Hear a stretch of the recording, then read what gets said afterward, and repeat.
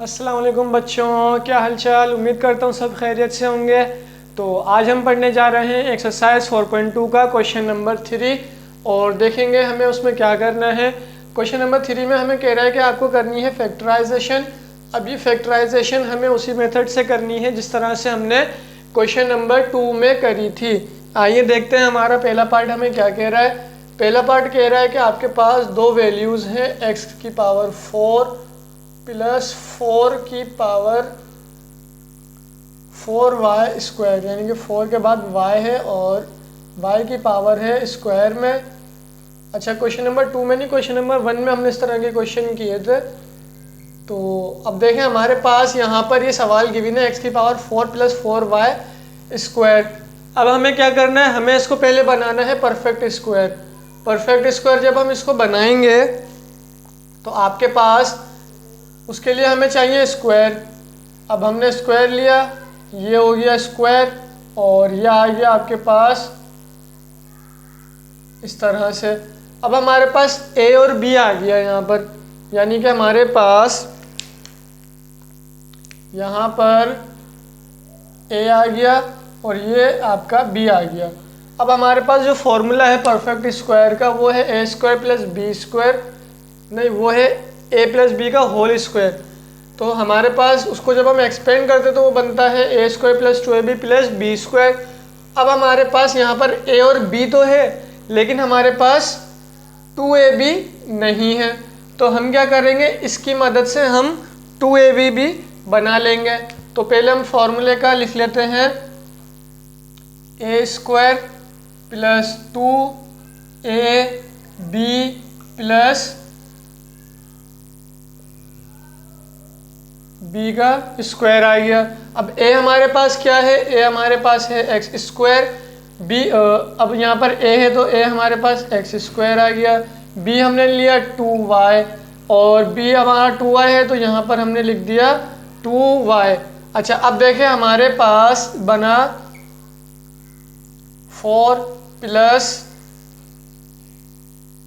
2 to ज़ा 4x square y plus 2y square. अब देखें हमारे पास ये शक्ल बन गई, लेकिन आप ये देखें कि हमारे पास ये वैल्यू हमारे पास अपने पास से हमने लिखी यहाँ पर, इसमें मौजूद नहीं थी।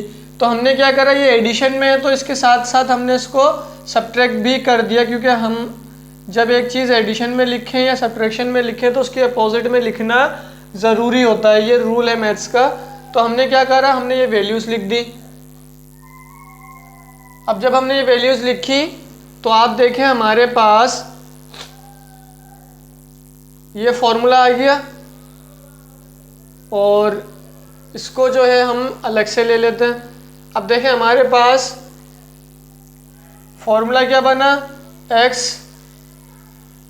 स्क्वायर और प्लस 2y होल स्क्वायर, यही फॉर्मूला बनेगा।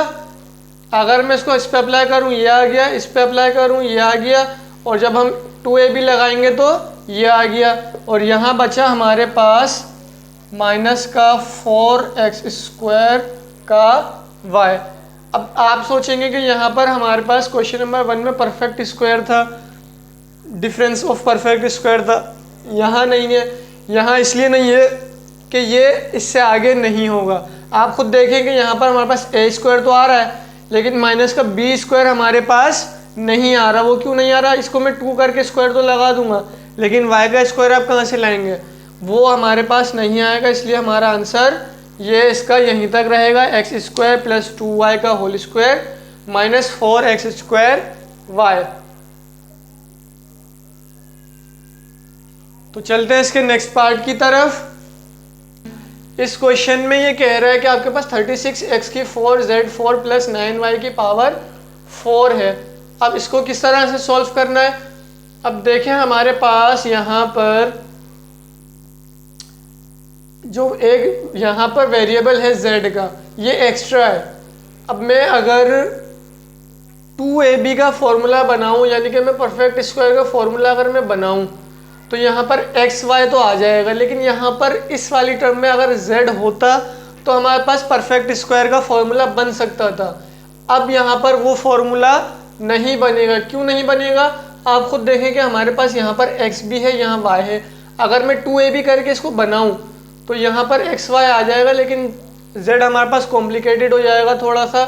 तो हम क्या करेंगे, हम इसको कॉमन से जो है सॉल्व करेंगे।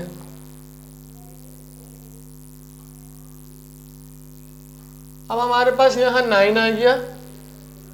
जब 9 आया तो हमारे पास यहाँ बचा 4 और यहाँ बचा x की पावर 4, z की पावर 4 और प्लस का y की पावर 4। ये आ गया आपके पास इसका एक सिंप्लीफिकेशन। अब इसको हम मज़ीद देख लेते हैं। हमारे पास आ गया 9 और यहाँ पर आ जाएगा 2x square z square plus y square का होल स्क्वायर। यह आ गया आपका इसका आंसर। इसको आप इस तरह भी लिख सकते हैं, इस तरह भी लिख सकते हैं, कोई मसले वाली बात नहीं है। तो ये था इसका सेकंड पार्ट। आइए देखते हैं हमारा थर्ड पार्ट का हमें क्या कह रहा है। थर्ड पार्ट बिल्कुल आसान है, कोई मुश्किल नहीं है थर्ड पार्ट के अंदर। बस यहाँ पर वैल्यू थोड़ी सी बड़ी गिवन है।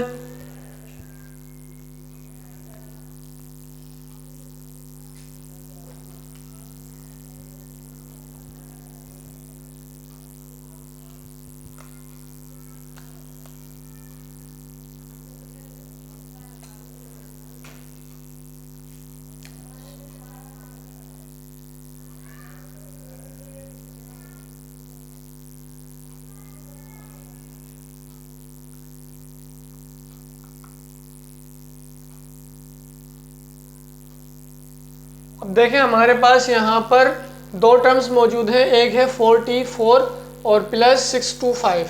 अब हमें क्या करना है, हमें इसको कर देना है ब्रेक। जब हम इसको ब्रेक करेंगे तो हमारे पास ये हो जाएगा कुछ इस तरीके से और ये हो जाएगा कुछ इस तरीके से। अब 25 का स्क्वायर यानी कि 625 का अगर आप रूट लेंगे तो वो 25 ही आएगा। दोनों की बात एक है, 25 का स्क्वायर ले ले या 625 का रूट ले ले। अब देखें हमारे पास यहाँ पर दो टर्म्स आ गई, a और b आ गया। तो हमने क्या करा, परफेक्ट स्क्वायर के फॉर्मूले को जब हमने एक्सपेंड करा तो वो बना a square plus 2ab plus b square. अब देखें हमारे पास यहाँ पर a स्क्वायर और b स्क्वायर तो मौजूद है, ये a और b स्क्वायर मौजूद है। 2a भी हमारे पास इस फॉर्मूले में वैल्यूज़ में गिवन हमें नहीं है, तो हम क्या करेंगे, उसको अपने पास से बनाएंगे। तो हमारे पास यहाँ पर है 2t स्क्वायर, तो यहाँ भी 2t स्क्वायर आ गया।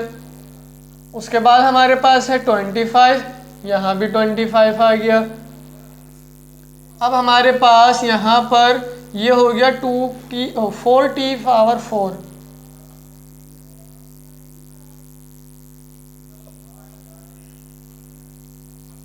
प्लस 100t स्क्वायर प्लस का 625। अब यहाँ पे प्लस का 100 जो t स्क्वायर है, यहाँ देखें सेम ये चीज़ आ गई, ये और ये सेम चीज़ आ गई, लेकिन हमारे पास ये एक्स्ट्रा आ गया। अब जब ये एक्स्ट्रा आया तो हमें बैलेंस करने के लिए इसको माइनस भी करना पड़ेगा। तो हमने क्या करा, प्लस माइनस करके इसको एक्स्ट्रा कर दिया। अब आप देखें हमारे पास जो फॉर्मूला बनेगा वो बन जाएगा कुछ इस तरीके से कि 2t स्क्वायर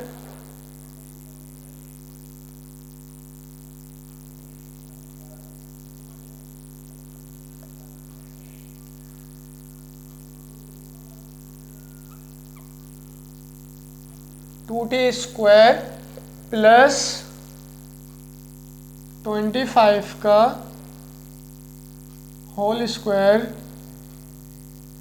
जब मैंने लिया तो ये बराबर आ गया इसके, और यहाँ पर मैं इसको कुछ इस तरह भी लिख सकता हूँ ना। बिल्कुल लिख सकता हूँ। जब 10 का मैंने स्क्वायर लिया तो 10 10 से 100 हो गया, टी का स्क्वायर टी स्क्वायर हो गया। अब यहाँ पर मेरे पास वैल्यू आ गई ए स्क्वायर माइनस बी स्क्वायर की, तो मैंने क्या करा, मैंने इस पर डिफरेंस ऑफ परफेक्ट स्क्वायर का फॉर्मूला एक्सपेंड कर दिया, जो कि है कुछ इस तरीके से कि 2t square plus 25 plus 10t यानी कि आपका a प्लस बी, और फिर आ जाएगा आपका a माइनस बी। तो a हमारा है 2t स्क्वायर प्लस का 25 माइनस का 10t, यह आ गया। अब आप इसको अरेंज भी कर सकते हैं कुछ इस तरीके से कि हमारे पास 2t स्क्वायर है, फिर प्लस का 10t है, और फिर प्लस का 25 है, और यहाँ पर हमारे पास हो जाएगा 2t स्क्वायर माइनस का 10t प्लस का 25, और आपका आंसर हो गया कंप्लीट। आप चाहें तो इसको यहाँ तक भी छोड़ सकते हैं और चाहे तो यहाँ भी ला सकते हैं। बुक में आपका ये वाला आंसर गिवन है तो आप इसको यहाँ तक ले जाएं, यहाँ भी छोड़ेंगे तब भी कोई मसला नहीं है, क्योंकि ये आंसर सेम ही है, बस रीअरेंज हुआ है और कुछ नहीं है। अच्छा, इसका जो नेक्स्ट पार्ट है वो भी इसी तरीके से है, बस उसमें डिफरेंस ये है कि वहाँ पर हमारे पास 6 to 5 नहीं है, वहाँ पर हमारे पास 1 है। तो यहाँ 1 आ जाएगा, यहाँ 1 आएगा, तो यहाँ पर भी 1 1 यानी कि यहाँ 1 आया तो हमारे पास 100 की जगह पर 4t स्क्वायर आ जाएगा। तो यहाँ भी 4t स्क्वायर, यहाँ आपका 4t स्क्वायर, यहाँ आपका 4t स्क्वायर, और आपका आंसर कंप्लीट। यानी कि इसका जो चौथा पार्ट है क्वेश्चन नंबर 3 का पार्ट 4 जो है वो इसी तरह से है, इसी तरह से बिल्कुल सॉल्व होगा। बस इस वैल्यू की जगह पे 4t स्क्वायर, तो यहाँ पर 10t आ जाएगा, और यहाँ भी, और यहाँ 4t आ जाएगा, नहीं 4t नहीं आएगा, यहाँ पर आपका आ जाएगा 2t, क्योंकि जब हम स्क्वायर लेंगे तो 2t का स्क्वायर यानी कि 2t आ जाएगा, 2t यहाँ पर, और यहाँ माइनस का 2t आ जाएगा, और आपका आंसर कंप्लीट। तो ये था हमारा क्वेश्चन नंबर 3 आज की वीडियो, जिसमें हमने सीखा क्वेश्चन नंबर 3 का फैक्टराइज करना। अब नेक्स्ट क्वेश्चन में, क्वेश्चन नंबर 4 में हम फैक्टराइजेशन करेंगे मिडिल टर्म से, मिडिल टर्म ब्रेक से जो है हम फैक्टराइजेशन सीखेंगे। इस वीडियो में अगर कोई परेशानी हो, कुछ समझ नहीं आ रहा हो, तो आप हमें कमेंट सेक्शन में भी बता सकते हैं, और व्हाट्सएप नंबर पर भी हमसे रब्ता कर सकते हैं। इसके अलावा आपको कोई मखसूस वीडियो, कोई टेस्ट या किसी पेपर के हवाले से कोई वीडियो चाहिए हो तो भी आप हमें बता सकते हैं। मिलता है आपसे अगली वीडियो में क्वेश्चन नंबर 4 के साथ, तब तक के लिए अपना ख्याल रखें। अल्लाह हाफिज़, अल्लाह निगहबान।